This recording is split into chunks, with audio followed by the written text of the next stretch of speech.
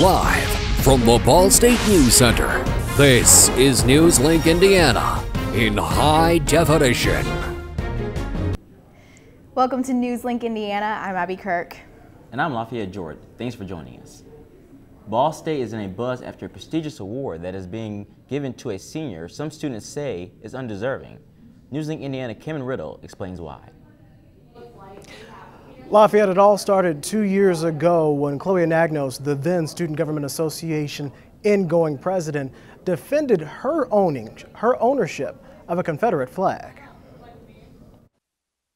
Last week, former Student Government Association President Chloe Anagnos was named the recipient of the John R. Emmons Outstanding Senior Award, an honor given to Ball State's most outstanding senior student based on their service and contributions to the university.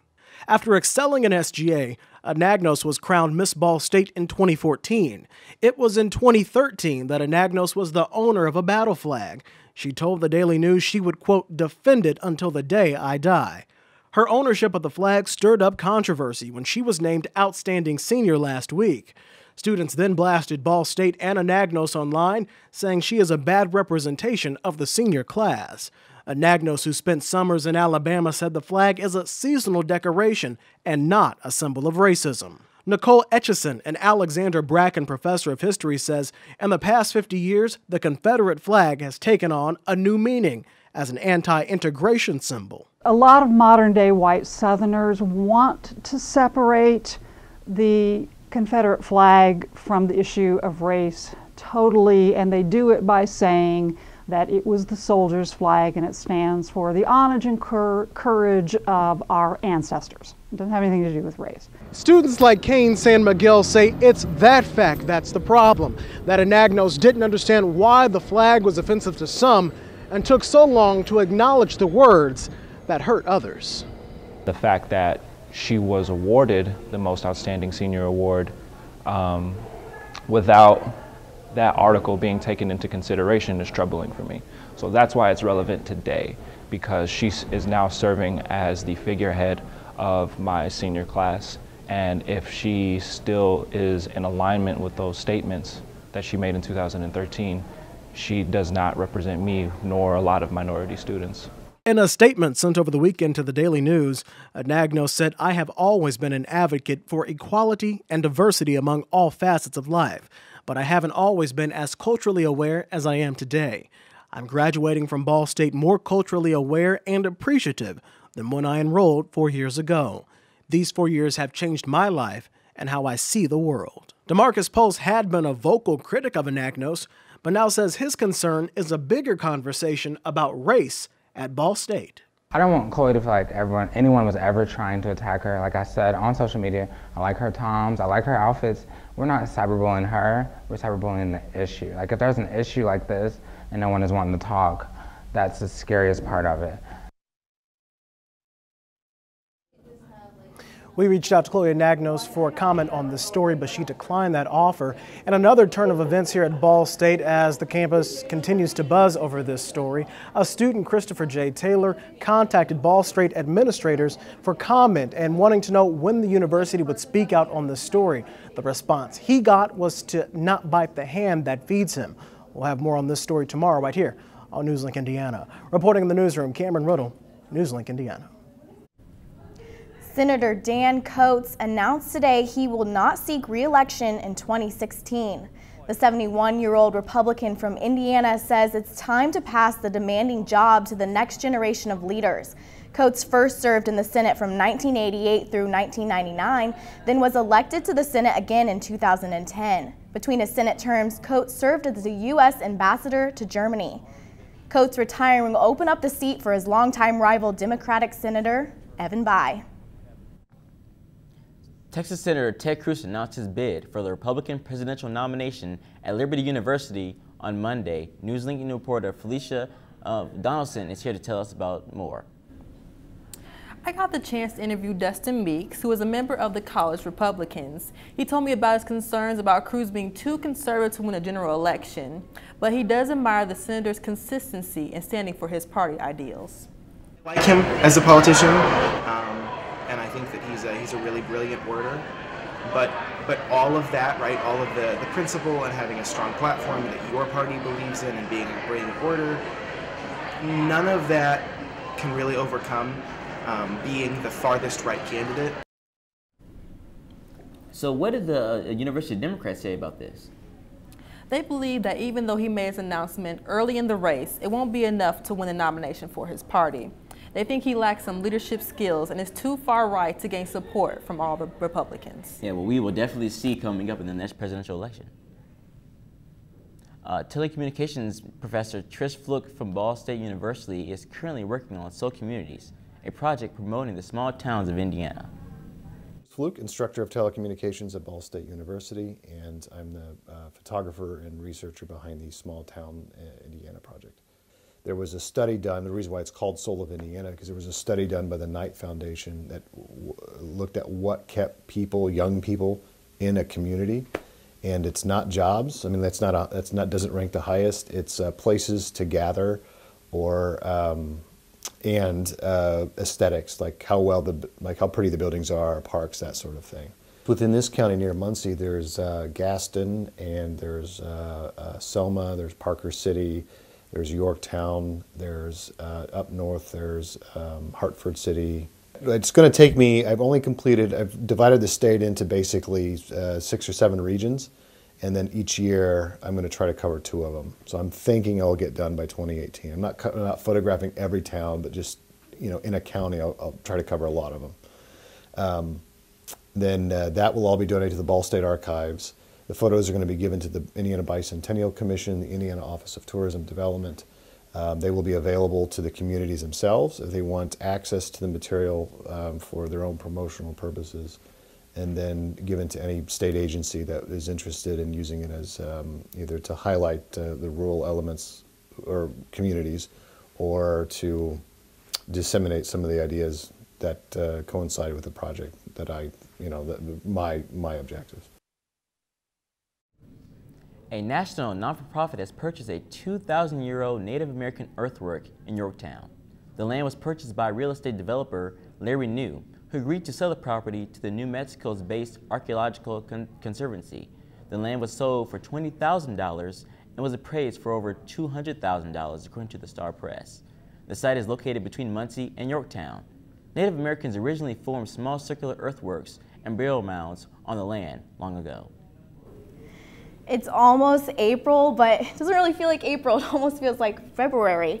I honestly cannot take this cold weather any much longer. Yeah, I know. I walked outside yesterday and I saw like snow. I was like, I don't understand why it's still snowing, in this time of the year. So let's hear from Cody. Yeah, I personally am not a fan of this elongated winter as well, but our temperatures right now 43 degrees. We're cloudy skies right now. We saw really everything today between rain, sun, clouds, and unfortunately we have some more rain chances in the area.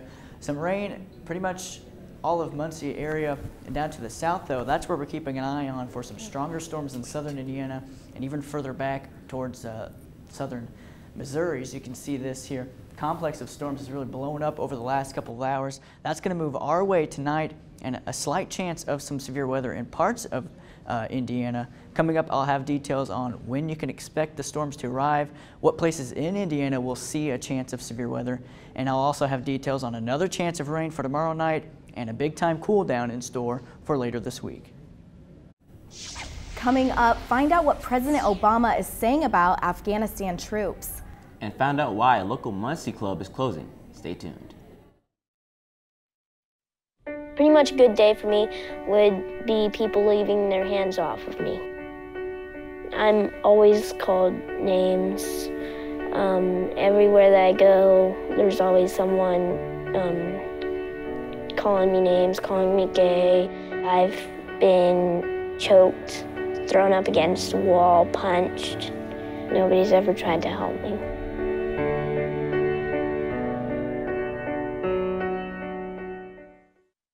From the Ball State News Center, you're watching NewsLink Indiana in high definition. Welcome back to NewsLink Indiana. A plane crashed today in the French Alps, killing many civilians. CNN reporter Ryan Nobles has the story. Horror for the families of 144 passengers and 6 crew members on board the Germanwings flight from Barcelona to Düsseldorf, Germany. The airliner then left this height after 1 minute and went straight down. The first reports from the crash site are devastating. Helicopters flew to the scene and rescue crews described the plane as obliterated, with human remains strewn several hundred meters from the wreckage. But search crews did find at least one of the aircraft's so-called black boxes. Many of the victims, including a group of 16 school children, are German, and the country's chancellor, Angela Merkel, promised her full support. We will do everything to get the help that they need in these difficult hours. France will lead the probe into the crash of the Airbus A320-211, which radar shows a sharp but gradual descent roughly a half hour after it took off. That steep descent would indicate that if the pilots were in control of the airplane, they're responding to some sort of emergency. The crash site is difficult to get to, and the weather is expected to turn for the worse, making it impossible to land helicopters and allow for recovery crews to safely navigate the treacherous terrain. A difficult but necessary process to prevent whatever went wrong from happening again.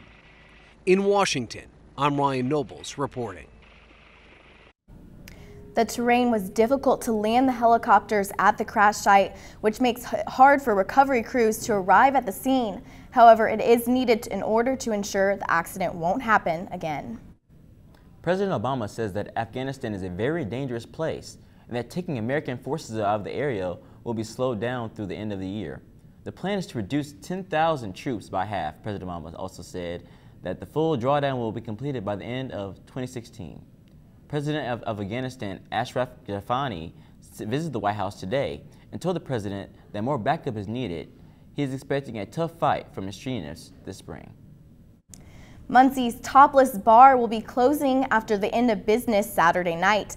The owner, Joker's Wild, Jim Hardy, told the Star Press, quote, "I'm closing because I don't have any customer base anymore." The family-owned business opened on Halloween in 1986. It will be open Thursday, Friday, and Saturday night. Hardy said he put the word on Facebook to former dancers and ex-customers in hopes they wanted to return one last time. Closing of the bar follows an effort by Mayor Dennis Tyler and other city officials to get Kroger to open a store on the site.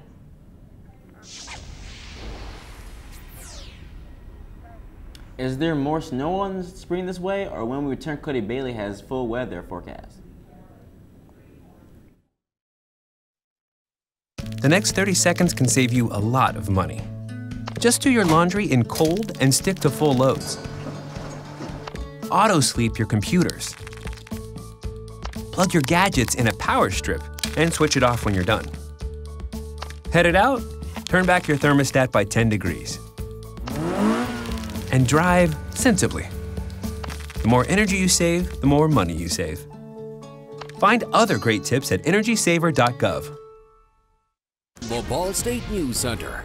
You're watching NewsLink Indiana in high definition.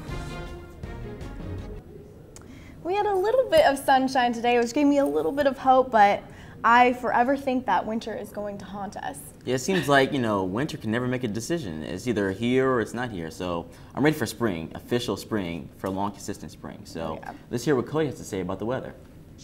Well, guys, we have a taste of spring for tonight and then during the day tomorrow in terms of temperature, and yes, some spring showers as well. But another chance of some colder air comes into our forecast for later this week. But first, your almanac for today. We reached a high of 45 degrees this afternoon after a morning low of 21 degrees. We actually had wind chill values right around 14 to 12 degrees in the Muncie area. But outside today, we saw the snow from earlier yesterday melt away after the sun came out. You can see here on our time lapse, quickly melted away earlier this afternoon. And then we had a little bit of sun. Then as the evening wore on, we actually had a little bit more in the way of cloud cover and yes, some rain showers overnight as well. But right now, 43 degrees outside under mostly cloudy skies, winds out of the southeast at 11 miles per hour. Other temperatures across the state of Indiana, 42 in Indy, 43 Shelbyville, 42 as well. down in Bloomington. And our radar right now is showing some light to moderate rain here in the Muncie area. Those showers have been pushing off to the east, southeast over the last hour or so. But as we take a look off to the south and southwest, that's where our eyes are turning to. We have some severe weather down in Missouri about to impact the St. Louis area, crossing over into Illinois. That system will be pushing our way overnight tonight and could bring a few strong storms to portions of Indiana. In fact, a marginal risk of severe weather does exist pretty much along and west of I-65. A few stronger storms are possible in the Muncie area, but I think the best chance of severe weather is off to our southwest. And we'll put a precision cast into motion so you can see that by 1 a.m. this morning. We'll start the clock.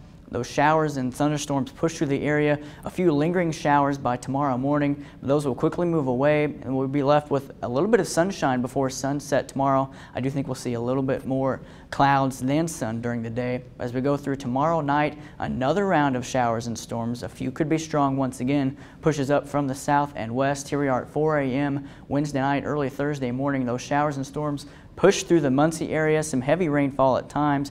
We could see anywhere between 1 to 2 inches of rain by the time the system pulls out later on Thursday. Then another wave possible to the south and east of Muncie by Thursday afternoon. Then we're left with the cloud cover for Thursday and Thursday night. And as we push this during the day on Friday, yes, that is a winter precipitation mix late Friday afternoon. So winter still holding its grasp on us. And in terms of severe weather, though, tomorrow night, that marginal risk will push down to the south. Again, we're just in the general thunderstorm risk, so maybe an isolated strong storm or two, but the greatest chance of severe weather exists southwest of Muncie. But for tonight, again, showers and storms, and our temperatures actually rising through the 40s. We'll be right around 50 degrees by sunrise tomorrow morning, and then during the day tomorrow, morning showers, then we'll see a break in the action during the day, so not too bad of a day if you can deal with more in the way of cloud cover. 62 for a high. And then as we go throughout the day tomorrow, the clouds will thin as the afternoon wears on, but after sunset, we'll see more in the way of cloud cover. By 9 p.m. tomorrow night, clouds arrive ahead of our next chance of showers and thunderstorms for tomorrow night. So the rest of your 7-day forecast, again, showers possible on Thursday, a cooler high, only around 45 degrees, and then look at Friday, that wintry mix of precipitation possible with a high only around 35 degrees. We'll stay cold for the rest of the weekend, but finally warm up back to where spring should be next week around Monday or Tuesday. We'll definitely make sure I have my rain boots for Yeah, that rain that's coming. Keep them handy. We have a lot of them. Coming up, let's have a look at what Ball State's football team. And find out what happened to the Pacers game last night. Here's to the things that can keep us safe. Those we use all the time with hardly a thought. Those that are silently standing by to save our lives. And now, those that we carry with us everywhere we go. Many mobile devices will now bring you wireless emergency alerts, real-time information directly from local sources you know and trust. With the unique sound and vibration, you'll be in the know wherever you are. From the Ball State News Center, you're watching NewsLink Indiana in high definition. Welcome back. It's time for sports. I'm Andy Wright here on NewsLink Indiana. Now, it was 40 degrees and windy today, but that didn't stop the Ball State football team as it began its spring practice today at Schumann Stadium. The Cardinals finished the 2014 regular season with a record of 5-7 and 4-4 in Mid-American Conference play. Head coach Pete Lembos said that the team will use spring practice to work on fundamentals and to also mentally prepare themselves for the 2015 season. Well, the spring is a combination of short-term thinking, but also seeing the big picture. So every day when we come out here in spring, the first thing we're working on is getting our foundation in place through fundamentals. That is the core of what you do. The second part is the competition that takes place. Yeah, it's great to get back out here, and so many of these guys played last year. It's nice to feel like you're picking up where you left off. I'm excited to play every game that we play. You know, football is different than so many other sports. Basketball, you play about 30 games. Baseball, you play about 60 games. Football, you're only guaranteed 12, and they all matter and they're all important. So right now, it's great to think about the whole schedule and all the great opportunities to come. When we get back in August, it's going to be all about Virginia Military. As you heard Coach Lembo say, Ball State's first game this season will be against Virginia Military at home on Thursday, September 3rd. Between now and then, there is still a lot to be determined with the team. NewsLink sports reporter David Jones is live right now at Schumann Stadium to tell us what Ball State's depth chart and roster could look like next season. Thanks, Andy. Standing here in front of Schumann Stadium where the first official spring practice for Ball State football wrapped up a few hours ago. Head coach Pete Lembo said the team was upbeat and they returned a lot of experience with 18 starters. There will be questions at quarterback and running back as we do not know who the starters are for the season. Jack Milas, Ozzie Mann, and David Morrison are all looked at as starters for quarterback as Milas and Mann split 6 games apiece last season as starter. At running back, we're looking at Darian Green, James Gilbert, and I want to say Roy Denson, but we're looking at 3 different starters to replace Horatio Banks, who was medically disqualified due to rehab for a stress fracture in his lower leg. Ball State is going through spring practice here until April 8th with the culmination of the spring football game. Back to you at the desk, Andy. Thanks, David. In another Ball State football news, they have made a new addition to their coaching staff this season. Head coach Pete Lembo announced today that the team has hired Alex Bailey as its new wide receivers coach. Bailey was the wide receivers coach last season at Wayne State, where the offense averaged 33 points per game and the receivers averaged 180 yards a game. Bailey will inherit a receiving core at Ball State led by Kevon Mabon and Jordan Williams, who combined for 115 catches and 11 touchdowns last season. Now, last night, the Indiana Pacers hosted the Houston Rockets at Bankers Life Fieldhouse, where they hope to end a 5-game losing streak. Let's take a look at the highlights. As you see, Paul George, he watched from the bench as he recovers from a right leg injury. James Harden is the MVP candidate, hot as always. Here, Josh Smith in the second quarter pours in the rainbow 3, putting up the Rockets by 21. Dwight Howard and his team loves it. Here, George Hill puts the Pacers back within 9 as he gets the uncontested layup in transition, and Solomon Hill says, "Houston, you have a problem." Slam dunk sent home the Pacers down by 2, but that would be as close as they get as James Harden pours in the 3, watches it go home in. And here, this is just nasty. The step back and spin, money, and in the bank it goes. James Harden puts the Rockets up by 9 in the final seconds of the fourth quarter. And that would be all the Pacers could handle as the Rockets go on to win 110-100, improving to 47-23 on the season. The Pacers lost their 6th in a row, improving to 30-40. However, they are still 1 game back in the playoff spot for the 8th playoff spot in the Eastern Conference, so still a lot to play for if the Indiana Pacers. They play the Wizards tomorrow night here at Washington, D.C. And when we come back, what popular TV show is facing copyright issues? And stay tuned for entertainment.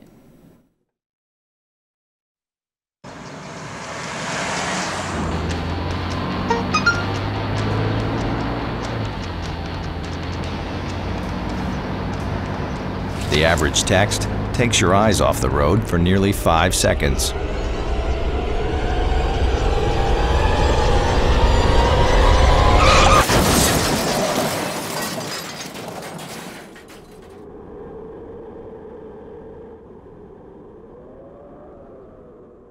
The Ball State News Center. You're watching NewsLink Indiana in high definition. Welcome back to NewsLink Indiana. I'm Brittany Ehrman, and this is your entertainment news. Looks like there's drama inside and out the newest hit TV show Empire. The label Empire Distribution claims Fox has no right to use the name. Fox Television has asked a Los Angeles judge to issue an order allowing the network to continue to use the title. Empire Distribution says Fox should not use the name or pay for it, claiming the homophobic and violent fictional lead character is bad for its business. And that's all I have for you in entertainment. I'm Brittany Ehrman. Back to you guys at the news desk.